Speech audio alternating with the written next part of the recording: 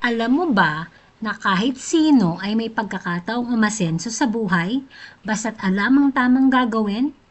Maraming Pilipino ang nagsisikap, pero bakit parang hindi pa rin makaangat? Ang sikreto, wastong mindset at tamang diskarte.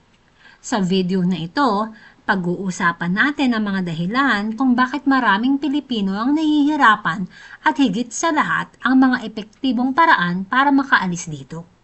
Kung gusto mong malaman ang mga praktikal na solusyon para sa mas maunlad na kinabukasan, siguraduhin mong tapusin ang video na ito.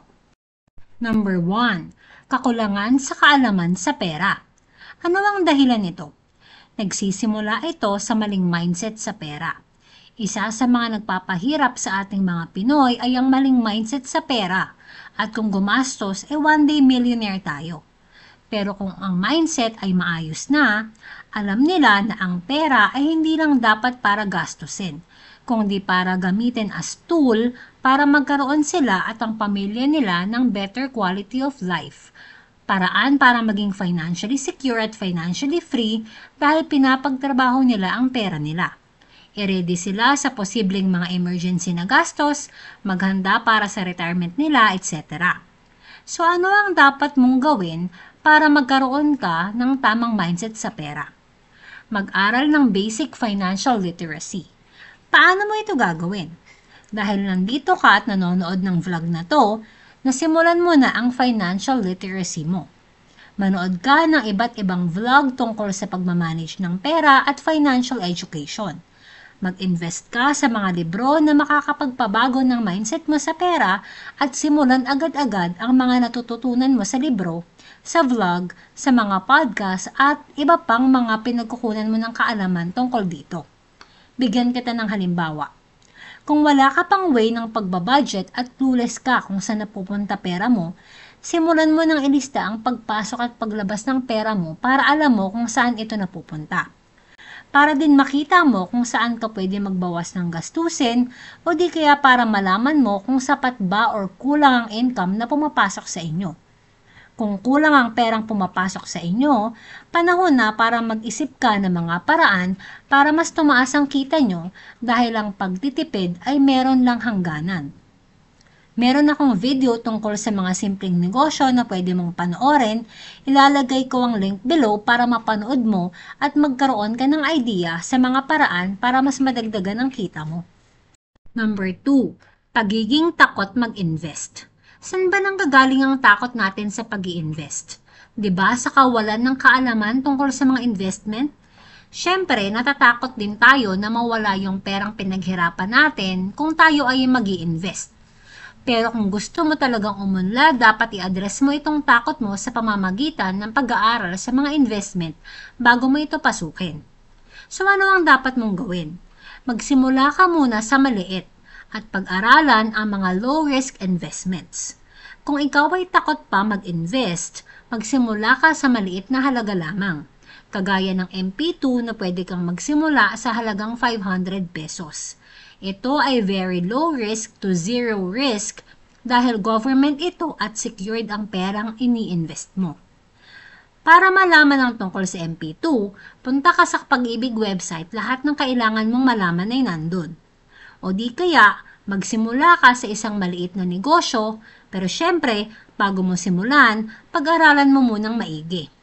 Ngayon nga, marami ng kabataan sa murang edad ang nagsisimula na mga maliit na negosyo, kagaya ng mga hotdog business, mga street food, mga tapsilog, nag-online selling din sila at kung ano-ano pa. Kaya labanan ng takot at simulan mo ng aralin ng pag-i-invest kung gusto mo na makaahon sa hirap at yumaman balang araw. Number 3 na dahilan kung bakit maraming Pilipino ang mahirap pa rin hanggang ngayon dahil inuuna nila ang magmukhang mayaman kaysa mamuhay ng simple. Maraming Pilipino na inuuna magmukha silang mayaman. Para sa mata ng mga kaibigan nila, mga kapamilya, marami silang maibubuga. Tumaas lang ng onti ang sahod mas mabilis pang tumaas ang lifestyle at luho nila. Meron ka bang kilala na naka-latest iPhone or Samsung pero utang naman pala? O di kaya bili ng mamahaling sasakyan pero di naman talaga afford ang monthly payment? Panay shopping ng mga branded items na saksakan ng mahal pero wala naman palang pambayad ng cash at utang lahat. Real talk lang po pero maraming Pilipino ang ganyan. Meron nga akong nakita, di naman kataasan ng sweldo pero naka-centralized aircon ng bahay. Ngayon, namumroblema lagi sa pambayad ng kuryente. Minsan or kadalasan, tayo din talaga ang dahilan bakit mahirap ang buhay natin. Dahil mas gusto natin ma-identify tayo na mayaman sa panlabas na nakikita ng mga tao. So, paano ito susolusyonan? Mabuhay ka ng simple. I-adapt mo ang minimalist mindset at lifestyle. Huwag mong isipin ang sasabihin sa'yo ng ibang tao. Mas okay na simple ka lang, pero ang totoo, marami ka namang investments. Yung isang nakausap ko na landlord, marami siyang properties na parentahan. Aba, napakasimple lang, di mo aakalain na mayaman pala siya. Kesa bumili ka ng mga bagay o gamit na hindi mo naman kailangan or nag-upgrade ka ng kung ano-ano na di naman dapat, mamuhay ka ng simple at ang ekstrang pera mo ay ilagay mo sa mga negosyo or ibang investment na pwedeng magbigay sa'yo ng passive income. Number 4. Kakulangan sa formal education. Hindi nakatapos ng pag-aaral kaya mahirap makahanap ng magandang trabaho? Marahil, narinig nyo na ang kasabihan na hindi mo kasalanan na pinanganak kang mahirap. Pero kasalanan mo kung hindi ka gagawa ng paraan para mas mapabuti ang antas ng buhay mo at ng pamilya mo. Kung di ka nakapagtapos ng pag-aaral, walang problema dun kasi marami namang mayaman ngayon na hindi nakapagtapos ng pag-aaral pero yumaman sila. So ano ang gagawin mo? Ang YouTube ngayon ay isang libreng university na kung saan lahat pwede mo nang maaral. Gusto mong magnegosyo? I-follow mo ang mga content creator tungkol sa pagnenegosyo. Gusto mo maging content creator? Mag-aral ka paano gumawa ng channel or page. Gusto mo mag-online selling? Aralin mo din sa YouTube kung papaano. Napakaraming online courses ngayon na libre na pwede mong i-take advantage. Kesa nanonood ka ng mga prank videos at kung ano-ano na di naman nakakatulong sa pag-unlad ng buhay mo, ilaan mo ang oras mo sa pag-aaral online para mas dumami ang skills mo. The more skills na meron ka, mas malaki ang chance na lumaki ang kita mo. Ako po ay isang example nito.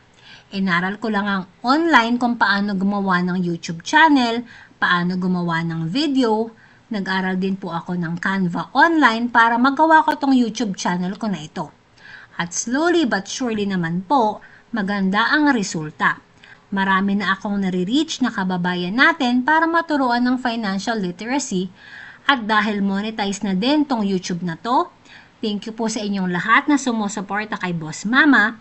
Maliit man ang kita, nakakadagdag po sa income ng pamilya namin. Kaya I suggest po, simulan nyo na din dagdagan ng education nyo through mga online platforms na libre naman para mas umunlad ang buhay nyo. Ikaw ang gagawa ng iyong tagumpay. Ang pag-angat sa buhay ay hindi imposible at nasa kamay mo ang susi sa iyong tagumpay. Kahit anong sitwasyon mo ngayon, may paraan para makaahon at umasenso. Ang kailangan lang ay kaalaman, diskarte at aksyon. Kung gusto mo pa ng mga tips at inspiration para makamit ang financial freedom, huwag kalimutang i-like at i-subscribe para sa mas marami pang matututunan tungkol sa pagmamanage ng finances mo. At i-comment mo, ready na akong umasenso sa baba kung sisimulan mo na ang pagbabago ngayon. That's it for today mga kaboss, mga kamama. I hope day by day natutulungan ko kayo to be more intentional with your money para in the future together we can all build generational wealth para sa pamilya natin. Good luck!